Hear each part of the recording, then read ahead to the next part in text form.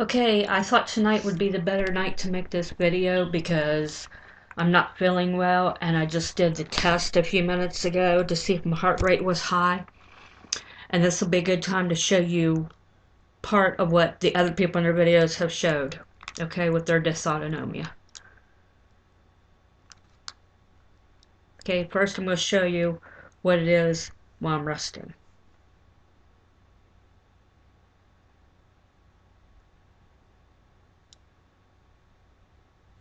Okay, it's a little high tonight, but as you probably can see, it's 88. My oxygen level is normal. 88 has been a little bit higher than it has been for the last few weeks. And now I will stand up and I will show you again. I see you just saw it go up to like 93, 94, see? And I'm just still sitting here, okay? Now, here's what happens when I stand up.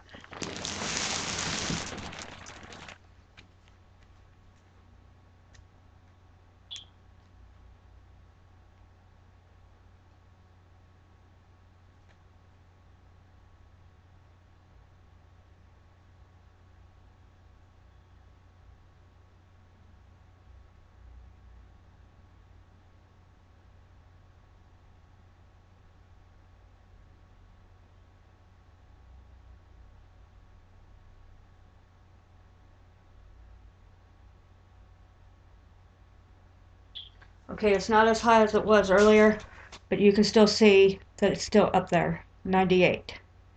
And you saw that start out, say now it's 100. Say 104. That's too high. To just be standing up like that, it should not be reading this. See, it's still reading 104 and all I'm doing is standing here, showing you my finger.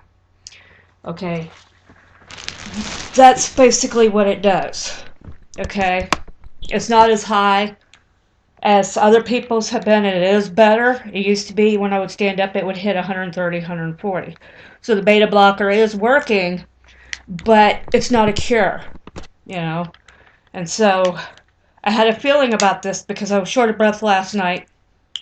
Jesus, look at my hair. I'm sorry, I took a shower earlier, and I guess I didn't get my hair quite brushed out. But that's what I wanted to show you because it should not be doing that. You stand up, it should still be reading 88 or whatever it was when you were sitting down. So mine's still doing like a 15 to 20 beats per minute jump simply by just standing up. And like I said, it started last night. I started feeling short of breath, like you just saw me. I kind of went like that. I felt like I was still having the palpitations, except, sorry, last night I was still having the still felt like I was having the palpitations, but when I would check my heart rate, it was reading 79. But I just knew something was wrong because I can feel when these episodes come on.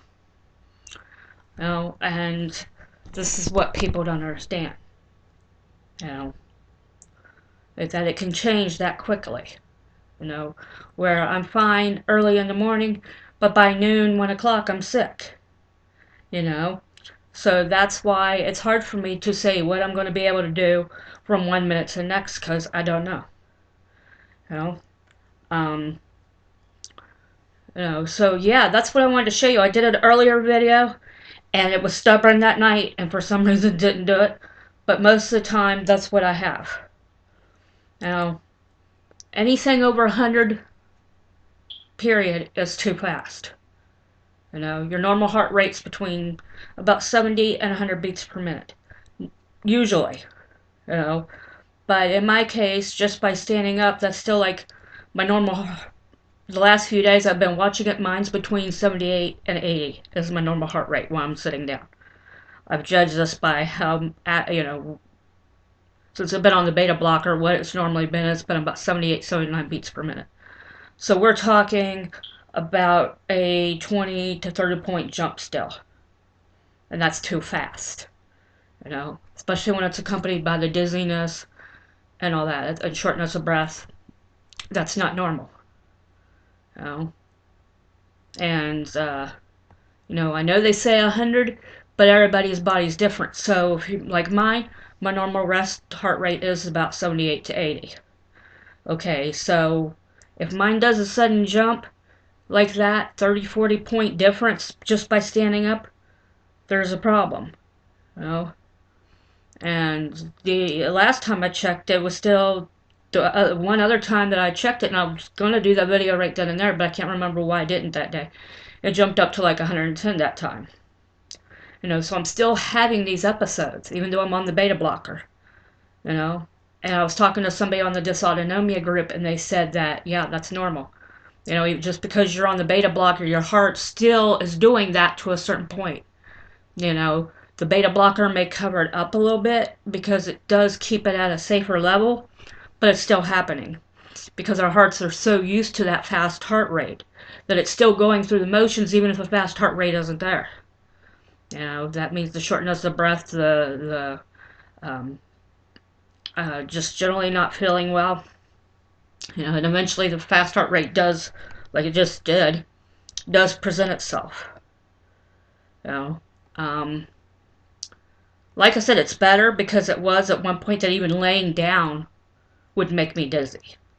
You know, so it is better. Because I remember back before I got on the beta blockers, all I had to do was turn in the bed and I'd get dizzy.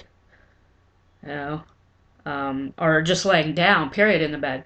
If I'd go to the bathroom and I'd come back and I'd lay down to go to sleep or whatever, the dizziness would hit then. You know, so it is better compared to before the beta blockers, but it's still there. You know, and this is what I wanted people to see because this is what happens when you have this condition plus other symptoms, you know. So yeah, but it's coming up on 7 minutes and some, and as some of you know by now, YouTube won't let me do over 9 minutes. So, but I did want you to see that, you know, I'm not making this shit up, you know. I don't joke about shit like that, you know, because if your heart goes too fast, it can kill you, especially when it's doing it all the time, because your heart has to work harder to keep up because it's overworking, you know. And I have other health conditions, which I've mentioned in a few other videos, but I'm going to make more about those. I'm staying up tonight because by the time I had to do laundry, and by the time I got my shower and stuff, it was already 2 in the morning. I'm like, I have to be at the doctor's by 8:30 anyway. You know, even if I went straight to sleep, I'd probably get like 4 or 5 hours of sleep. So it's like, you know, I'll just stay up and go to sleep tomorrow, you know, or tonight rather. But yeah, I'll make others.